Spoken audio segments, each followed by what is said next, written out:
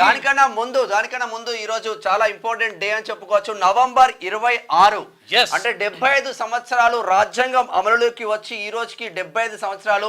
బాబాసాహెబ్ అంబేద్కర్ పుణ్యాన ఇప్పటికీ చట్టాలు పటిష్టంగా ఉంది. ఆయన రాసిన రాజ్యాంగం ఈ రోజుకి 75. బాబాసాహెబ్ అంబేద్కర్ అధ్యక్షతన 2 సంవత్సరాల 11 నెలల 18 రోజుల పాటు శ్రమించి భారతదేశానికి రాజ్యాంగాన్ని రచించిండ్రు. రాజ్యాంగానికి రచించిన తర్వాత అసలు యాక్చువల్గా ఎవరెవరికి ఎట్లుండాలి, తర్వాత ఇక్కడ రిజర్వేషన్లు ఎట్లుండాలి, ఎందుకంటే అణగారిన వర్గాలకు అన్యాయం జరిగితే ఎట్లా, తర్వాత అప్పట్లో అంటే అసలు యాక్చువల్గా ఈ ఎస్సీ ఎస్టీలకు కానీ కొంతమందికి అసలు ఓటు హక్కే లేదు. అటువంటి పరిస్థితి నుంచి బీసీలకు కూడా లేదు.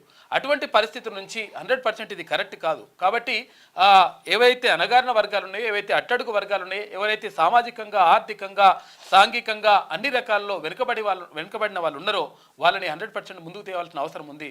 దీనికోసం రిజర్వేషన్లు తీసుకురావాలని చెప్పేసి రకరకాలుగా అనేక దేశాల నుంచి అంటే ప్రపంచంలో అతిపెద్ద రాజ్యాంగం భారత రాజ్యాంగం.